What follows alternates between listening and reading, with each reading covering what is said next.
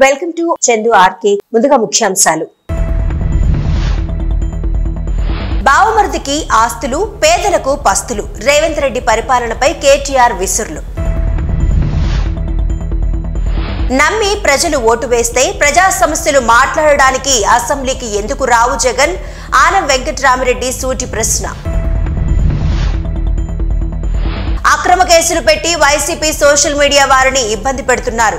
పోలీసులు ప్రభుత్వానికి తొత్తులుగా మారారు. అంబటి రాంబాబు. ప్రజలకు న్యాయం చేయాల్సిన ప్రజాప్రతినిధినే మమ్మల్ని పట్టించుకోనప్పుడు మేము ఏం చేయాలి అంటున్నారు బాధిత రైతులు. మా భూములు పోతే మాకు బతుకు తెరివే లేదనే బాధలోనే అధికారులను ఉరికించినం అని చెప్తున్న గ్రామ ప్రజలు. తన బిడ్డనిచ్చిన అల్లుడితో సొంత నియోజకవర్గంలో ఫార్మా కంపెనీ పెట్టిస్తున్న సీఎం రేవంత్ రెడ్డి తనకు ఓట్లేసిన ప్రజలను కంపెనీకి భూములు ఇచ్చేందుకు ఒప్పించడంలో విఫలం చెందారు. ఫార్మా కోసం భూములు కోల్పోతున్న రైతులపై గతంలో బూతులతో తిట్ల పురాణం చేసిన సీఎం అన్న తిరుపతి రెడ్డి మీరు ఎట్లా భూములు ఇయ్యరో చూస్తాం అంటూ బెదిరింపులకు దిగాడు. అప్పటి నుండి రగిలిపోతున్న బాధిత రైతులు ప్రజాభిప్రాయ సేకరణకు వెళ్లిన అధికారులపై తమ ఆగ్రహాన్ని వెళ్లగక్కారు రైతులు. రేవంత్ రెడ్డి గారు మీ బావమరిది గారికేమో అమృతం పంచి వాళ్ళ కొడంగల్ వాసులకు విషం పంచుతా ఉన్నాం ఫార్మా పేరిట. ఇది ప్రజలందరూ చూస్తూ ఉన్నారు. నిన్న జరిగిన సంఘటన ప్రజల తిరుగుబాటు ఏదైతే కొడంగల్లో ప్రారంభమైందో, మీ బావమరిదికేమో ఇక్కడ అమృతు, మీ అల్లుడు గారి ఫార్మా కంపెనీకేమో కొడంగల్లో భూములు గుంజుకోవాలా, దానికి మీ తిరుపతి రెడ్డి గారి దాదాగిరి. అల్లుడు కోసం ఈరోజు కొడంగల్ని బలిపెట్టే పరిస్థితి ఈరోజు కనబడతా ఉంది. అందుకే ప్రజల తిరుగుబాటు కూడా అక్కడ మొదలైంది. ఇంకా 37% ప్రజలు మాజీ ముఖ్యమంత్రి వైఎస్ జగన్ ను నమ్మి ఓటేశారని, శాసనసభలో ప్రజల సమస్యలపై గళమెత్తాల్సిన నాయకులు అసెంబ్లీకి రాకుండా ఏం చేస్తున్నారని ప్రశ్నించారు టీడీపీ రాష్ట్ర అధికార ప్రతినిధి ఆనం వెంకట్రమణారెడ్డి. 1,32,00,000 మంది నీకు ఓటేసి గెలిపిస్తే అసెంబ్లీకి రాకుండా నిర్లక్ష్యంగా ఉండటాన్ని ఎద్దేవా చేశారు. అందరికీ నమస్కారం. A very good morning and a good afternoon అండి. మనకందరికీ తెలుసు అసెంబ్లీలో నిన్న ఫైనాన్స్ బిల్ ఇంట్రడ్యూస్ చేశారు. అసెంబ్లీ సెషన్ నడుస్తూ ఉంది. కానీ ట్రెజరీ బెంచెస్ అంటే రూలింగ్ పార్టీ ఎన్డీఏ అలయన్స్ ఎమ్మెల్యేలందరూ ఈరోజు అసెంబ్లీలో అందరూ వచ్చి సంతోషంగా కూర్చొని అసెంబ్లీ కలకల్లాడుతున్న విషయం మీకు అందరికీ తెలుసు. కానీ పక్కన ఉండాల్సిన వైసీపీ ఎమ్మెల్యేలు కానీ, మా హాఫ్ టికెట్ జగన్మోహన్ రెడ్డి కానీ అసెంబ్లీలో కనిపించంలా. మేము ఒకటి అడుగుతున్నాం ఈరోజు, వై జగన్మోహన్ రెడ్డి, మన హాఫ్ టికెట్ జగన్మోహన్ రెడ్డి అసెంబ్లీకి ఎందుకు రాడు? Why should he not come to the assembly? ఎందుకు రాకూడదు, ఎందుకు రావాలి అనే విషయం మీద ఈరోజు ప్రెస్ మీట్. మొన్న ఎలక్షన్స్లో వైసీపీ పార్టీకి జగన్మోహన్ రెడ్డికి 39.37% ఓటింగ్ వచ్చింది. 39.37% ఓటింగ్ వచ్చింది. గ్రేట్, మంచిదే. ఎందుకంటే ఎప్పుడు కూడా ఒక పర్సంటేజ్, గుడ్ పర్సంటేజ్ ఆపోజిషన్ పార్టీకి వచ్చినా కూడా డెమోక్రసీ చాలా వైబ్రెంట్గా ఉంటుంది. డెమోక్రసీకి మంచిది. ఒక వాయిస్, ఒక వాణి వినిపించేదానికి ప్రజలు రెండు సైడ్లు, ఒక సైడ్ని గెలిపిస్తారు, ఒక సైడ్ని కూడా ఓటింగ్ పర్సంటేజ్ పెంచుతారు. దానివల్ల అసెంబ్లీలో చర్చల్లో మంచి చెడ్డ అన్నీ కూడా బయటకు వస్తాయి. కాబట్టి that is the beauty of Indian democracy. 1,32,89,134 మంది వైఎస్ జగన్మోహన్ రెడ్డికి ఓటేశారు, వైసీపీ పార్టీకి. ఈరోజు మేము అడుగుతున్నాం, జగన్మోహన్ రెడ్డి నీకు 1,32,00,000 మంది ఓటేసినప్పుడు నువ్వు ఎందుకు రావయ్యా అసెంబ్లీకి అని అడుగుతున్నాం. ఏమి ఆ 1,32,00,000 మంది తప్పు చేశారా? పొరపాటున నీలాంటి హాఫ్ టికెట్ గాడికి ఓటేశారా అనే పాయింట్ ఈరోజు ప్రజలు మాట్లాడుకుంటున్నారు. ఎందుకు భయ్ ఎందుకురా నాయన వీడికి ఓటేసామో, వీడి అసెంబ్లీకి రాడు, మన గురించి పట్టించుకోడు, ఈడేదో మన వాణి వినిపిస్తాడనుకుంటే వీడు గాయబైపోయాడు అనే పరిస్థితుల్లో ఈరోజు ప్రజలు, నీకు ఓటేసిన ప్రజలు మాట్లాడుకుంటున్నారు అనే సంగతి జగన్మోహన్ రెడ్డి గుర్తుపెట్టుకోవాలి. ఎస్, పొరపాటును ఓటేశారా, తెలియకుండా ఓటేశారా అనే అన్ని పక్కన పెడితే వాళ్ళ గురించి, మిగతా రాష్ట్రంలో ఉండే ప్రజల గురించి వాళ్ళ వాణి, ఒకవేళ తెలుగుదేశం పార్టీ చంద్రబాబు నాయుడు ఏవైనా ఒక పొరపాటు చేసి ఉండొచ్చు, ఆ పొరపాటుని మీరు అసెంబ్లీలో వినిపిస్తే మేము సరిదిద్దుకోవాల్సిన బాధ్యత చంద్రబాబు ఎన్డీఏ కూటమి మీద ఉందని కూడా నేను మనవి చేస్తున్నా. అదే డెమోక్రసీ. ఎస్, ఈరోజు పోలవరం ఎన్నెన్నో ప్రాజెక్టులు వస్తున్నాయి, కొత్త ఫ్యాక్టరీలు వస్తున్నాయి, రోడ్లు రిపేర్ చేస్తున్నాం. వీటి గురించి మంచి అసెంబ్లీకి వచ్చి మంచి సజెషన్స్ ఇవ్వండి, చెప్పండి, ఈ విధంగా చేస్తే ఇంకా బాగుంటుందని చెప్పండి, వింటాం. ఎలక్షన్స్ అయిపోయిన తర్వాత స్టేట్ డెవలప్మెంటే ముఖ్యం. ఎవరిపైన అయినా ఏమైనా అభియోగాలు ఉంటే వాటిని పరిశీలించి తగు చర్యలు తీసుకోవచ్చని, కానీ ప్రభుత్వానికి వ్యతిరేకంగా మాట్లాడిన వారిపై సోషల్ మీడియాలో పోస్టులు పెట్టిన వారిని ఎటువంటి కారణం లేకుండా పోలీస్ స్టేషన్ కు తీసుకువచ్చి ఇష్టం వచ్చినట్లు కొడుతున్నారని, ఎవరైనా తప్పు చేశారని అంటే అది న్యాయస్థానంలో రుజువు పరచాలని, అంతేకాని వైసీపీ కార్యకర్తలను, నాయకులను నోటికి వచ్చిన బూతులు మాట్లాడుతూ పోలీసులు రెచ్చిపోతున్నారని అన్నారు అంబటి రాంబాబు. ఇది సరైన పద్ధతి కాదని అన్నారు. ఆ ఇల్లీగల్ కస్టడీలో నన్ను, నా భర్తని కూడా కొట్టారని, మ్యాన్ హ్యాండిల్ చేశారని, దెబ్బలు కూడా మ్యాజిస్ట్రేట్ గారికి చూపిస్తే మ్యాజిస్ట్రేట్ గారు దాన్ని రికార్డ్ చేసి గవర్నమెంట్ హాస్పిటల్కి ఎగ్జామినేషన్కి పంపి తరువాత రిమాండ్ చేశారు. వాళ్ళిద్దరూ కూడా భార్యాభర్తలు చాలా యాక్టివ్ సోషల్ మీడియా కార్యకర్తలు వైఎస్ఆర్ కాంగ్రెస్ పార్టీకి.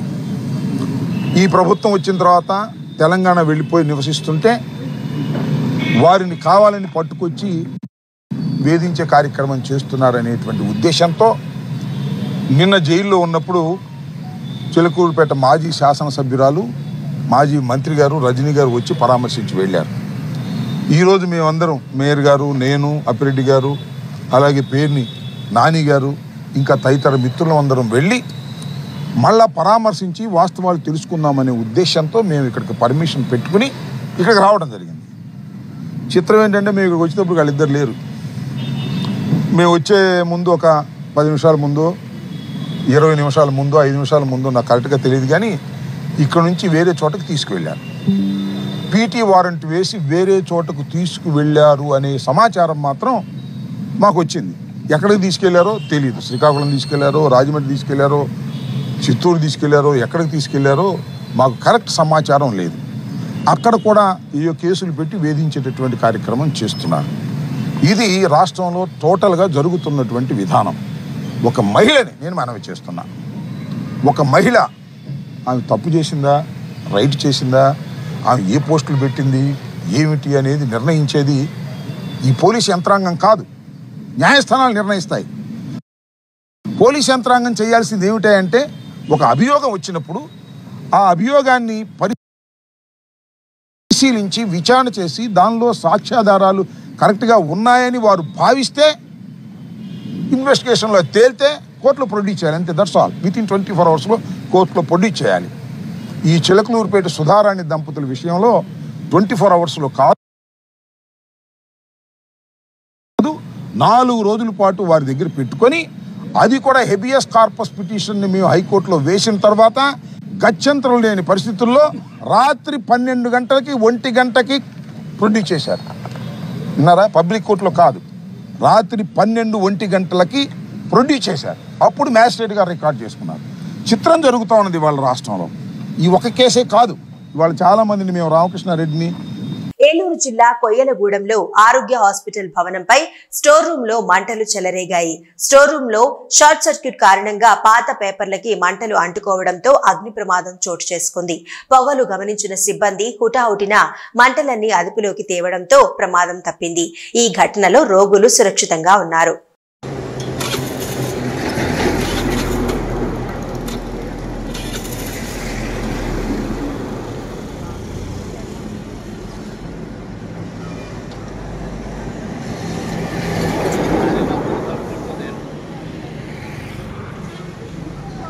సోదా కంపెనీకి టెండర్లు ఇవ్వడానికి ఉన్న అర్హత కేవలం రేవంత్ రెడ్డి బావమర్ది అవ్వడమే. 2 కోట్ల టర్నోవర్ ఉన్న కంపెనీకి 1137 కోట్ల టెండర్లలో 80% పనులు ఎలా అప్పగిస్తారు అని ప్రశ్నించారు బీఆర్ఎస్ పార్టీ వర్కింగ్ ప్రెసిడెంట్ మాజీ మంత్రి కేటీఆర్. రేవంత్ రెడ్డి తన బావమర్దికి టెండర్లు అప్పగించి అతనికి అమృతం పోస్తూ ప్రజలను పస్తులు పెడుతున్నాడు అని విమర్శించారు కేటీఆర్. రేవంత్ రెడ్డి అల్లుడి కంపెనీ కోసం కొడంగల్ రైతుల నోట్లో విషం పోయాలని చూస్తున్నా రేవంత్ రెడ్డికి ప్రజలు తగిన బుద్ధి చెప్పారన్నారు కేటీఆర్. అన్యాయంగా రైతులు భూములు అడిగినందుకే రైతులు రేవంత్ రెడ్డి ప్రభుత్వంపై తిరగబడ్డారు అని విమర్శించారు కేటీఆర్. బావమర్దికేమో అమృతం పంచి అర్హత లేని కంపెనీకి 1137 కోట్ల రూపాయల వర్కులు కట్టబెట్టి, ఇది శోదా కన్స్ట్రక్షన్స్ యొక్క ఆడిటెడ్ రిపోర్ట్. 2020-21 సంవత్సరంలో 3 కోట్ల లాభాల్లో ఉన్న కంపెనీ, 21-22లో 2.5 కోట్ల లాభాల్లో ఉన్న కంపెనీ ఈరోజు 1137 కోట్ల వర్క్, అమృత్ వర్క్ వారికి పంచిపెట్టింది రేవంత్ రెడ్డి గారు. అర్హత లేని కంపెనీ, అడ్రస్ లేని కంపెనీ, ఆయనకున్న అర్హతల్లా రేవంత్ రెడ్డి గారి బావమరిది కావడమే. ఆ కంపెనీకి ఈరోజు ఇంత పెద్ద ఎత్తున ఐహెచ్పి లాంటి కంపెనీతో జాయింట్ వెంచర్ కుదిరించి, ఇక్కడ చూడండి ఐహెచ్పి యొక్క దయార్ద్ర హృదయం ఎంత గొప్పది అంటే, వాళ్ళ హృదయం ఎంత పెద్దది అంటే, ఇంత పెద్ద కంపెనీ ఐహెచ్పి లాంటి కంపెనీ వాళ్ళేమో 20% పని చేస్తారంట. ఈ 1137 కోట్ల కాంట్రాక్ట్లో 80% పని రేవంత్ రెడ్డి గారి బావమరిది గారి కంపెనీ చేస్తుందట. ఏ కంపెనీకి అయితే 2 కోట్ల లాభాల్లో ఉందో ఆ కంపెనీ దాదాపు 800-900 కోట్ల వరకు వాళ్ళు చేస్తారట. మరి వాళ్ళకి పైసలు ఎడికెళ్ళి వస్తాయి, ఏది ఎడికెళ్ళి వస్తుంది చెప్పాలి. మేము నిన్న జనసేన పార్టీలోకి కొంతమంది వైసీపీ కార్యకర్తలు చోటామోటా నాయకులు చేరారు. దశాబ్ద కాలంగా ఎన్నో కష్ట నష్టాలకు ఓర్చి పార్టీని ఈ స్థాయికి తీసుకువచ్చామని, ప్రజలకు కూటమి పాలన, ప్రజారంజకంగా పాలన అందిస్తామన్నారు జనసేనాని పవన్ కళ్యాణ్.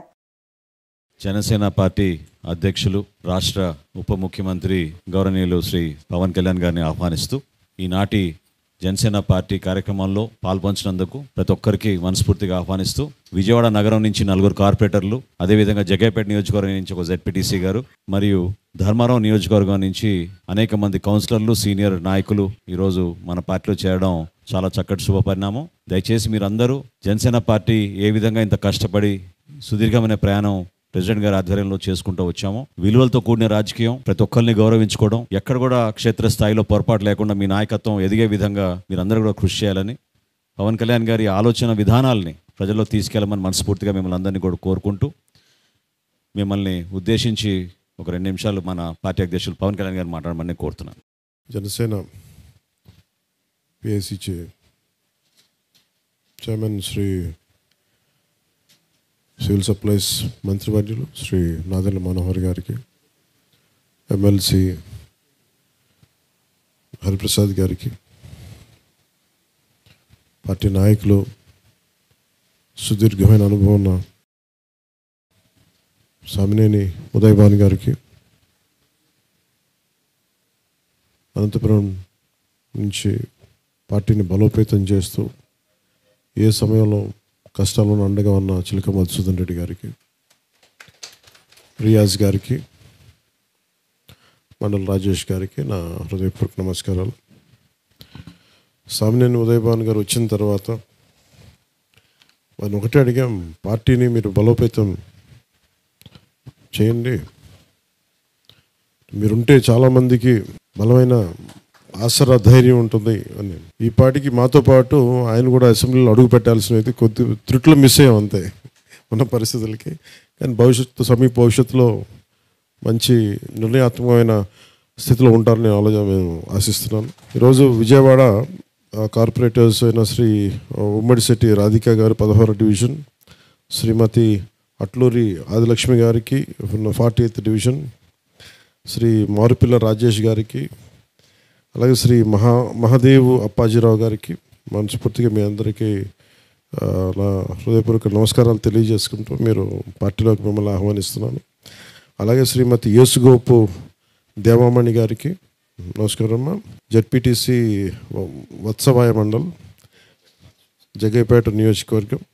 అలాగే అమలాపురం లీడర్ శ్రీ గునిశెట్టి చంద్రబాబు గారికి, ఎక్స్-ఏఎంసీ చైర్మన్ వైఎస్ఆర్సీపీ, గతంలో టీడీపీని చేశారు. అలాగే చిత్తూరు నాయకులు శ్రీ వేణుగోపాల్ రెడ్డి గారు, ఎన్వీఆర్ ట్రస్ట్ ఫౌండర్. అలాగే ధర్మవరం వార్డు కౌన్సిలర్స్ ఇన్ఛార్జెస్ని దగ్గరుండి తీసుకొచ్చి ఈరోజు జాయిన్ చేస్తున్న చిలక మధుసూదన్ రెడ్డి గారి ఆధ్వర్యంలో జాయిన్ అవుతున్న శ్రీమతి ఎం రమణమ్మ గారు, తోపుదుర్తి వెంకటరాముడు గారు, శ్రీమతి సరితాల బేగా ఆశా గారు, సరితాల మహమ్మద్ బాషా గారికి, శ్రీమతి పి రమాదేవి గారికి, శ్రీ వై రాజు గారికి, శ్రీ తొండమాల ఉమాదేవి గారికి, శ్రీ తొండమాల రవిప్రసాద్ గారికి, శ్రీ తొండమాల నాగార్జున గారికి, అలాగే శ్రీ తొండమాల సోమశేఖర్ గారు. మనస్ఫూర్తిగా మీ అందరినీ జనసేనలోకి ఆహ్వానిస్తూ, ఈరోజు ఇప్పుడున్న వాళ్ళందరూ కూడా ఈరోజు మనోహర్ గారికి అంటే ఎందుకు ఈ మాటలు చెప్పాల్సి వస్తుందంటే, మేము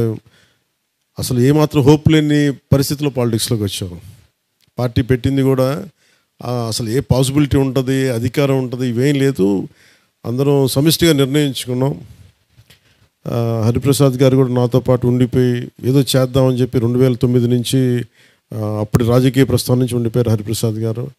మనోహర్ గారు అయితే అసలు ఏదో జరిగినా జరగకపోయినా కలిసి మనలాంటి వాళ్ళు అందరం కలిసి రాష్ట్రానికి అండగా ఉండాలి, దానికి నా వంతు కృషి నేను చేస్తానని చెప్పి చాలా మేము కలిసినప్పుడు ఒక విపత్కర పరిస్థితిలోనే కలిసాం. అంటే కష్టాల కొలిమిలోనే నడిచి ఇక్కడ దాకా వచ్చాం తప్ప సుఖాల మధ్య నడవలేదు. అంటే ఉండొచ్చు, ఉండకపోవచ్చు, అధికారం రావచ్చు, రావకపోవచ్చు, కానీ మేము అనుకుంది ఒక కమిట్మెంట్తో తీసుకున్నాం. ఇదే ఆఫీస్ మేము ప్రారంభించినప్పుడు ఒక ఖాళీ బీడు స్థలం ఉండేది, ఒక బిల్డింగ్ ఉండేది కాదు ఇక్కడ 2016లో. అసలు ఇక్కడికి దాకా రావడానికంటే అసలు ఇక్కడ దాకా ఎందుకు వస్తారు మీరు? మనోహర్ గారు తిట్టేవాళ్ళు, ఇక్కడ ఎవరు రారండి, మీడియా వాళ్ళు వచ్చేవాళ్ళు కాదు ఇక్కడికి, మొత్తం విజయవాడలోనే పెట్టుకుందాం. కానీ మార్చాలి అని ఇక్కడికి పంతం పట్టి, అంటే ఒక దశాబ్దం కాలం పట్టింది నిర్మాణానికి. సో ఇది 10 మంది, ఇది నేను ఎవరిని కూడా మీరు చూస్తే గతంలో కూడా నేను అన్ని పార్టీలని ఇంక్లూడింగ్ వైసీపీ నుంచి కూడా మీరు కొంతమంది వచ్చారు. ఎప్పుడు కూడా బలమైన నాయకత్వం ఉంది, స్థానిక నాయకత్వం ఉంది. మీకు మేము మనస్ఫూర్తిగా మమ్మల్ని నమ్మొచ్చారు. మీకు మనస్ఫూర్తిగా హృదయంలో నుంచి, గుండె లోతులో నుంచి మీరందరూ పార్టీలోకి రమ్మని చేదోడు వాదోడుగా ఉంటాం మేము. అలాగే కలిసి నడుద్దాం, కలిసి రాష్ట్ర నిర్మాణంలో ప్రజలకు ఏమేం కావాలో మనం చేద్దాం.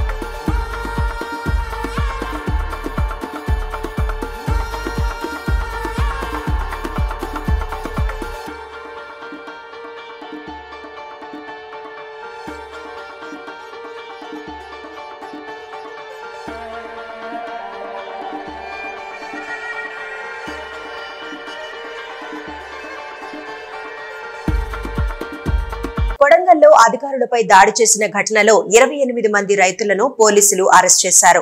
ఫార్మా పరిశ్రమల ఏర్పాటుకు స్థల సేకరణ కోసం వికారాబాద్ జిల్లా కొడంగల్లోని దుద్యాల మండలం లగచర్ల గ్రామంలో నిన్న నిర్వహించిన గ్రామ సభలో కలెక్టర్ పై గ్రామస్తులు దాడికి యత్నించారు. ఈ ఘటనలో పోలీసులు 28 మందిని అరెస్ట్ చేశారు. దుద్యాల, కొడంగల్, బోమ్రాస్పేట మండలాల్లో ఇంటర్నెట్ సేవలు నిలిపేశారు.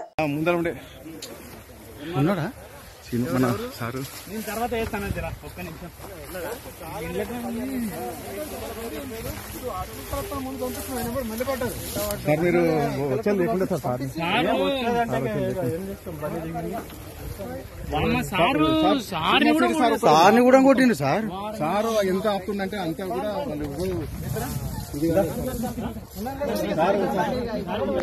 రైతులతో కలిసి బీఆర్ఎస్ ఎమ్మెల్యే సంజయ్ పాదయాత్ర కొనసాగించారు.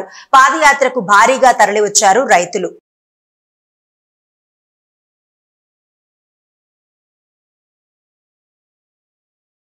సోమందేపల్లి పట్టణంలో ఆహార తనిఖీ చేశారు ఇన్స్పెక్టర్ తస్లీమా. సోమందేపల్లిలోని పలు హోటళ్లు, బేకరీలు తనిఖీ చేశారు. ఫ్రిడ్జ్లలో మాంసాహారం, అన్నం పెట్టడంపై ఆగ్రహం వ్యక్తం చేశారు. మనుషులు తినే ఆహారమేనా ఇది? పశువులకు కూడా మంచి మేత వేస్తాం, అలాంటిది మీ వ్యాపారాలను కాపాడే మనుషులకు ఇలాంటి నాణ్యత లేని ఆహారం ఇస్తారా అంటూ అసహనం వ్యక్తం చేశారు. హోటళ్లలో, బేకరీలలో, ఫాస్ట్ ఫుడ్ సెంటర్లలో నాణ్యత లేకుండా ఆహారం వండినా, సమయం అయిపోయిన వస్తువులు, పదార్థాలు వాడినా ఉపేక్షించనని, తినే పదార్థాలలో టేస్టింగ్ సాల్ట్, రంగులు వాడకూడదని, అదేవిధంగా నూనె పదార్థాలు నాణ్యత ఉండాలని, 3 రోజులకు నూనె మార్చాలన్నారు. మళ్లీ వచ్చినప్పుడు ఎవరైనా ఈ పద్ధతులు వాడకుండా ఉంటే ఆ హోటళ్లను, బేకరీలను సీజ్ చేస్తా అని హెచ్చరించారు తస్లీమా.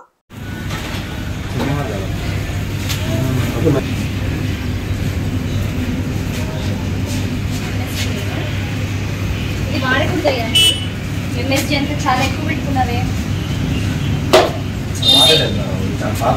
అని వాళ్ళు వదిలి వెళ్ళిపోయారు. మీరన్నా చక్కగా తీసుకొని నీట్ గా పెట్టుకొని చేసుకోవాలి కదా. ఎన్ని రోజులు అయింది వాళ్ళు ఇచ్చి? చాలా రోజులు అయ్యారు. చాలా రోజులు అయిన తర్వాత ఇవన్నీ ఎందుకు చేయట్లేదు? క్లీన్ చేసుకోవాలి కదా.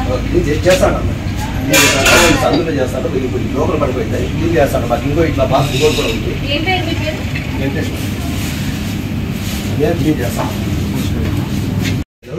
బాగా చెడిపోతే అనిపించి ఆటోమేటిక్గా పారేస్తాం, కానీ ఇది మేమే వాస్తాం, కానీ మేమే వాడుకుంటాం, లేకపోతే పారేస్తాం. ఏం పడేసారు మీరు? ఇది జనాలకు పెట్టేలానే ఉన్నారు చూసుకుంటా.